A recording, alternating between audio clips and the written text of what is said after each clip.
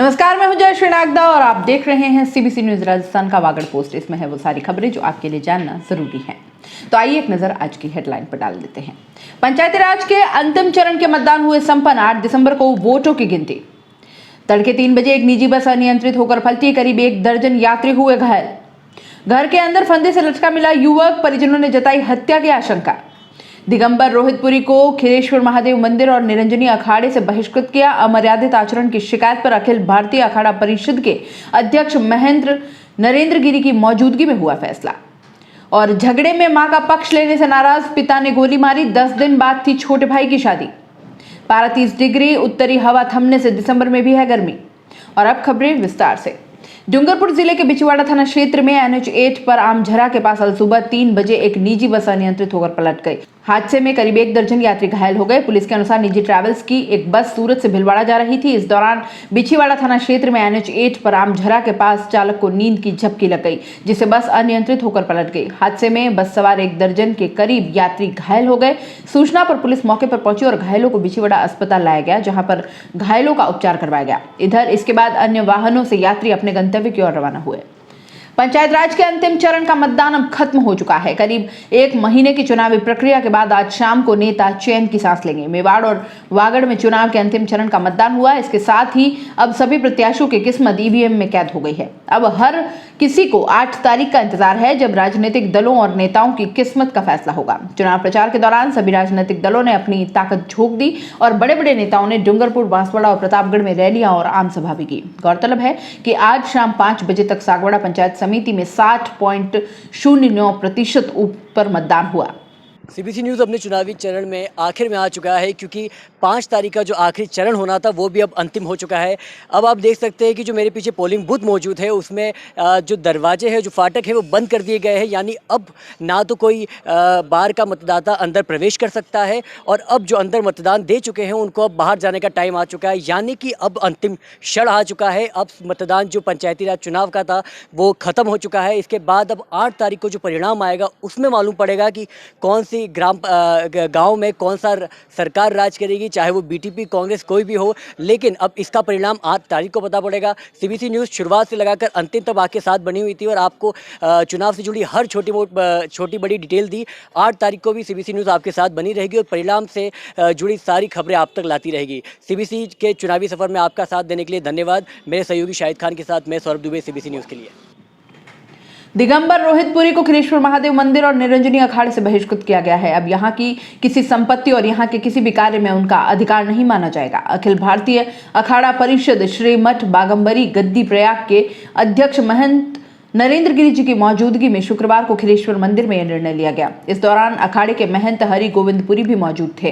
अखिल भारतीय अखाड़ा परिषद के अध्यक्ष महेंद्र नरेंद्र गिरी ने बताया कि दिगंबर रोहितपुरी, जो कि पंचायती अखाड़ा निरंजनी के सन्यासी थे, उन्हें अखाड़े से जुड़े खिलेश्वर मंदिर में अमर्यादित आचरण और महंत हरि गोविंदपुरी की शिकायत पर हटाया जाता है। महंत नरेंद्र गिरी ने बताया कि दिगंबर रोहितपुरी को पूर्व में भी वर्ष 2001 में MP खरगोन जिले के बाबा पालड़िया से बहिष्कृत किया गया था। अध्यक्ष महेंद्र नरेंद्र गिरी ने बताया कि दिगंबर रोहितपुरी को अखाड़े से बहिष्कृत किया, लेकिन वे जबरन खिलेश्वर में रहने और धाम का दुरुपयोग करने लगे। इससे शिकायत महंत ने भी की थी। इस पर अखिल भारतीय अखाड़ा परिषद के सदस्यों ने यह निर्णय लिया है। रोहितपुरी पर यह आरोप लगाया गया कि उन्होंने अखाड़े से जुड़ी 15 बीघा भूमि अपने नाम कराकर बेच दी। रोहितपुरी ने वर्ष 2006 में अवैध तरीके से यह 15 बीघा भूमि अपने नाम करा ली थी। इसमें से 5 बीघा भूमि किसी महिला के नाम बेच दी। अभी वर्तमान में महंत हरि गोविंदपुरी को रोहितपुरी नाजायज तरीके से परेशान भी कर रहे थे। बिछवाड़ा थाना क्षेत्र के संचिया गांव में शनिवार को एक युवक मकान के अंदर फंदे से लटका मिला। जानकारी के अनुसार संचिया निवासी पर्वत पुत्र शैतान सिंह दरोगा 2 दिन से घर पर अकेला था। उसकी पत्नी व बच्चे काम को लेकर अहमदाबाद गए हुए थे। शनिवार सुबह वहां से गुजर रहे लोगों ने पर्वत को फंदे से लटका देखा, जिस पर गांव सरपंच को सूचना दी। सूचना के आधार पर सरपंच ने बिछवाड़ा पुलिस को सूचना दी। इस पर कनबा चौकी प्रभारी छत्र सिंह मय जाप्ता मौके पर पहुंचे और परिजनों को सूचना दी। सूचना के आधार पर परिजनों को अहमदाबाद से आते हुए शाम हो गई। परिजनों के आने पर उन्होंने हत्या की आशंका जताई और मेडिकल बोर्ड से पोस्टमार्टम करवाने की मांग की। इस पर पुलिस शव लेकर जिला मुर्दाघर आई, जहां पर परिजनों के लेट आने पर मेडिकल बोर्ड ने पोस्टमार्टम की कार्रवाई को अगले दिन के लिए स्थगित कर दिया। यह घटना कल रात की होना बताया जा रहा है कि मृतक पर्वत सिंह पिता शैतान सिंह उम्र 35 साल निवासी संचिया जो आज सुबह सरपंच द्वारा सूचना मिली कि वो फांसी का फंदा लगा के घर के अंदर खाट से लटका हुआ है, जिस पर मौके पर पहुंचे वारिसान सभी अहमदाबाद रहते हैं। वारिसानों को सूचना दी, वारिसान के आने में अहमदाबाद से समय लगा।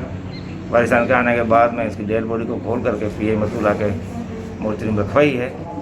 रात्रि का समय हुआ है, सुबह कल का मेडिकल बोर्ड से पोस्टमार्टम कराया जाएगा। सर, हत्या की आशंका जताई है परिजन और वारिसान ने उसकी मौत में शंका जाहिर की है, तो मेडिकल बोर्ड से पोस्टमार्टम कराया जाएगा। और यहाँ रुकेंगे एक छोटे से ब्रेक के लिए। ब्रेक के बाद जल्द हाजिर होंगे।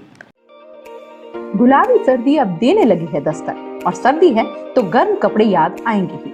तो 25 सालों से उदयपुर संभाग का भरोसेमंद हर वर्ष की तरह इस बार भी आपका अपना तिब्बतियन मार्केट समोर बाग उदयपुर में सज चुका है, जहां आपको फिक्स रीजनेबल प्राइस में मिलेंगे अपडेटेड और latest fashionable collection, trending clothes, seasonable कपड़े, शॉल, स्वेटर, जैकेट, बच्चों के लिए और बड़ों के लिए भी। उदयपुर के समोर बाग में आपका तिब्बतियन मार्केट सरकार की स्वीकृति और कोविड-19 गाइडलाइन के अनुसार हर ग्राहक है हमारा मेहमान, जिसका रखते हैं हम खास ख्याल। साफ सफाई और सैनिटाइजेशन की पूरी सुविधा और व्यवस्थित पार्किंग के साथ। तो सोच क्या रहे हैं, चले आइए उदयपुर के समोर बाग में स्थित तिब्बतियन मार्केट में। फैशनेबल, सुसज्जित और कोविड से सुरक्षित तिब्बतियन मार्केट।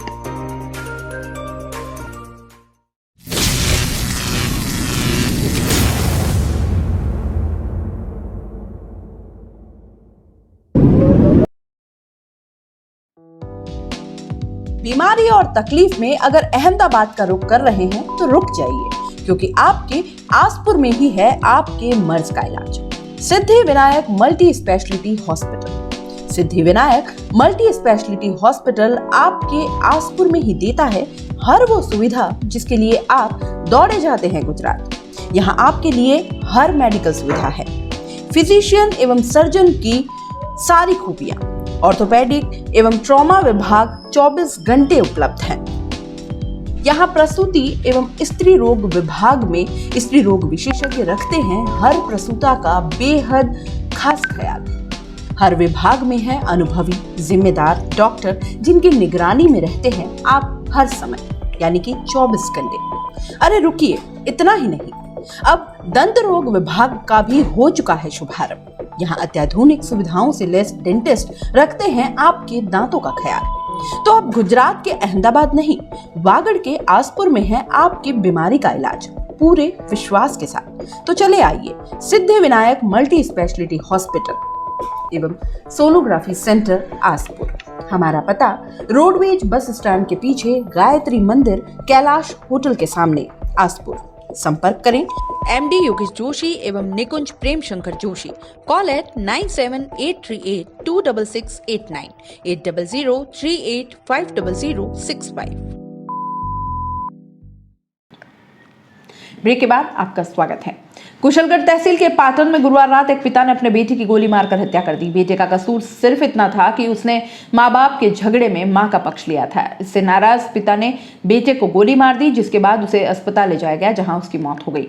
पुलिस ने केस दर्ज कर लिया है। घटना के बाद से आरोपी पिता फरार है। जानकारी के मुताबिक मृतक रमन लाल बस में खलासी का काम करता था, जो जोगणी माल गाँव में अपने घर आया था, जिसके छोटे भाई मना की 15 दिसंबर को शादी है। गुरुवार को शादी के कार्ड बांटकर लौटे माता पिता के बीच विवाद हो गया, जिसमें रमन ने मां का पक्ष लेते हुए बचाव किया, जिसके बाद आरोपी पिता नाथू को छोड़कर परिवार के सभी लोग गांव के कार्यक्रम में चले गए। जब बेटा वापस लौटा तो नाथू ने दरवाजा खोलते ही उसे गोली मार दी। रमन को पहले कुशलगढ़ CHC में भर्ती करवाया गया, जहां हालत ज्यादा खराब होने पर शुक्रवार सुबह बांसवाड़ा के MG अस्पताल ले जाया गया, जहां इलाज के दौरान मौत हो गई। मृतक रमन शादीशुदा था, 2 बच्चे हैं।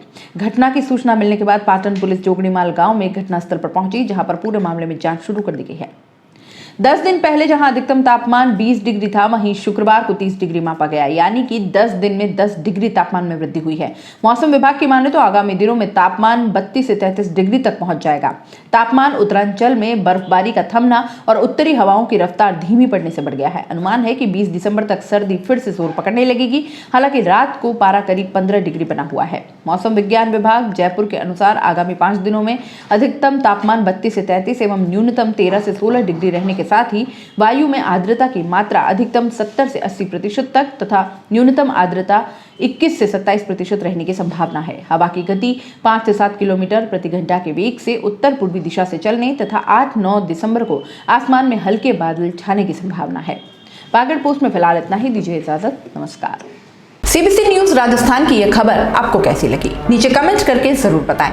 अगर आप YouTube पर देख रहे हैं तो सीबीसी न्यूज का चैनल सब्सक्राइब करिए, पास में दिख रहे बेल आइकन को भी दबाइए ताकि जब भी हम आपके लिए कोई खबर, कोई जानकारी लेकर आए तो सबसे पहले आपके पास नोटिफिकेशन पहुंचे। अगर आप Facebook पर देख रहे हैं तो सीबीसी न्यूज का पेज लाइक करिए। अगर आप Instagram पर देख रहे हैं तो आप हमें फॉलो कर सकते हैं।